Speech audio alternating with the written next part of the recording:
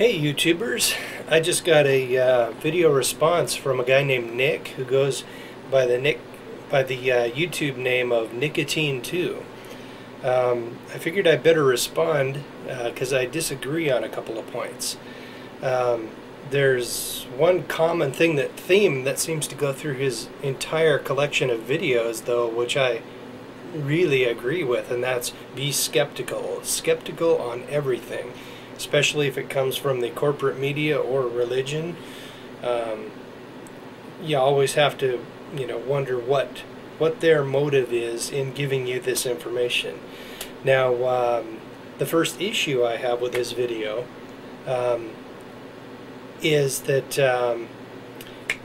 that I sell colloidal silver machines, and no, I don't. I'm a diesel mechanic. I make good money as a mechanic. I love the work, but I am not a salesman, and I don't have really the talent for running a corporation or a company.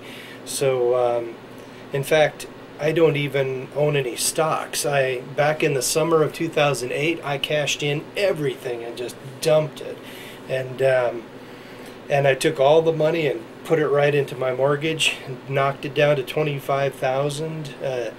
And it's actually less now, and that's the only debt I have in this world. I figured in about 2 years I will be a debt-free homeowner, completely, absolutely, and totally free of debt.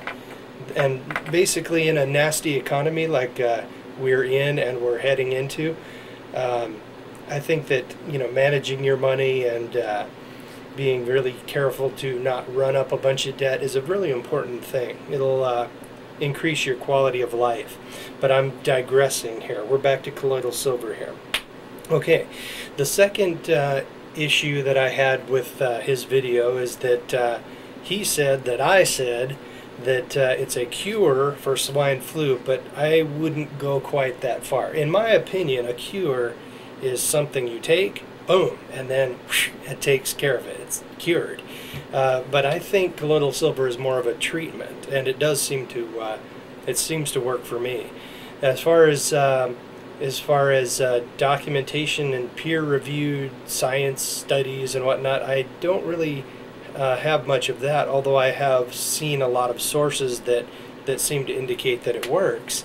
But basically, I haven't really looked at the actual peer-reviewed documents from Harvard and Yale and stuff like that. No, I haven't done anything like that. But I have personal experience, and yes, it's anecdotal, but it works for me. And since I'm not selling colloidal silver or the machines, I figured I'm just sort of putting the word out there to people who want to sort of disconnect from the medical establishment a little bit, and maybe have a little bit more resources to help themselves and save themselves a hospital visit. Although I'm definitely not anti-medical. I go to the doctor a couple times a year myself. Nick, I got some notes here.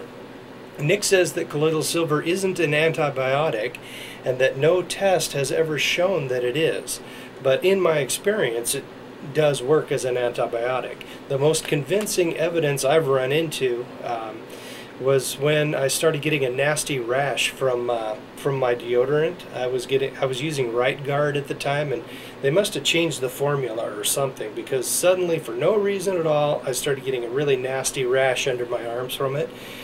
So one morning I didn't want to use it, so I actually I took one of these little bottles and filled it with some colloidal silver that I made myself, and used it just one shot under each arm, and that took care of absolutely every last bit of body odor I had. After a long day of fixing buses and doing whatever I do, at the end of the day, no body odor, nothing.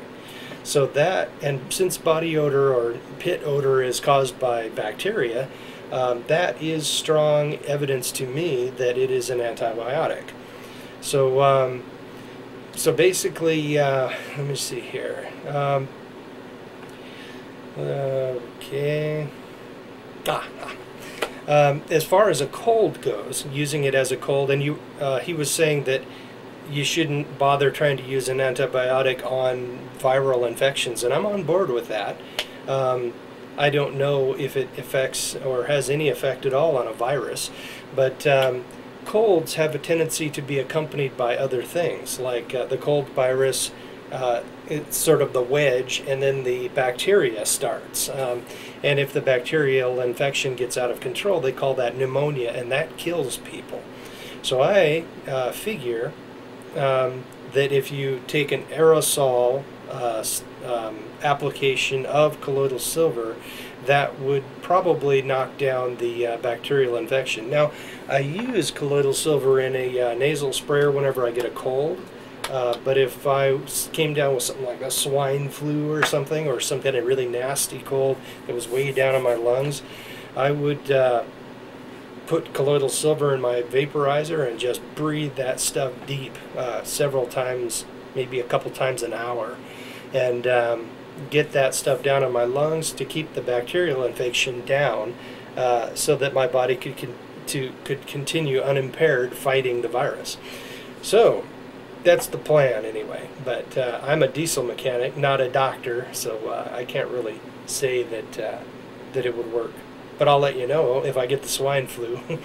There was one issue that I did have, and I'm going to be honest here.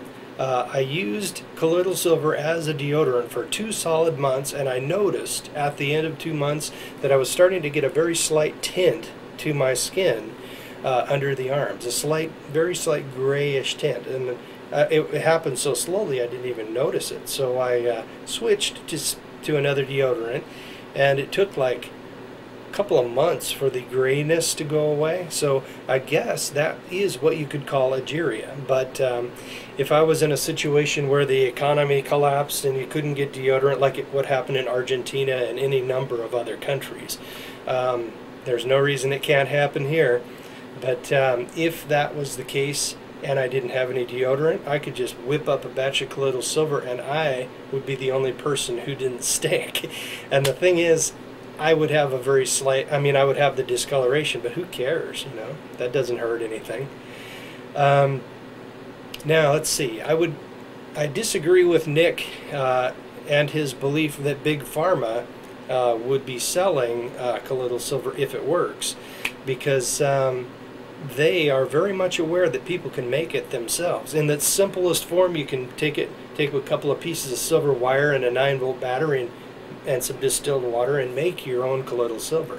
Now, that machine I have, it costs like $290, and it makes high quality colloidal silver that is actually about a 50% mix of silver ions, which is like individual molecules of silver, and silver colloids, which is bigger conglomerations of silver supported as a solution in the distilled water.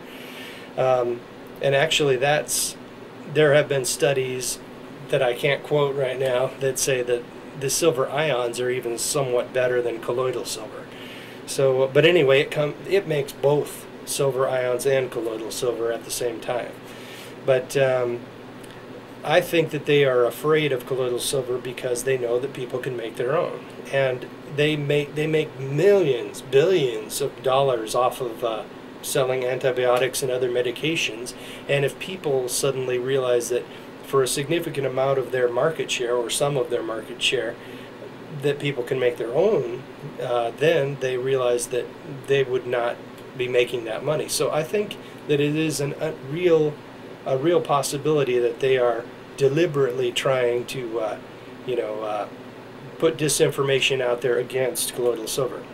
Like that blue guy, that one blue guy that you always see whenever any of the corporate media mentions colloidal silver, they always show that blue guy sitting there, "Oh, colloidal silver did this to me."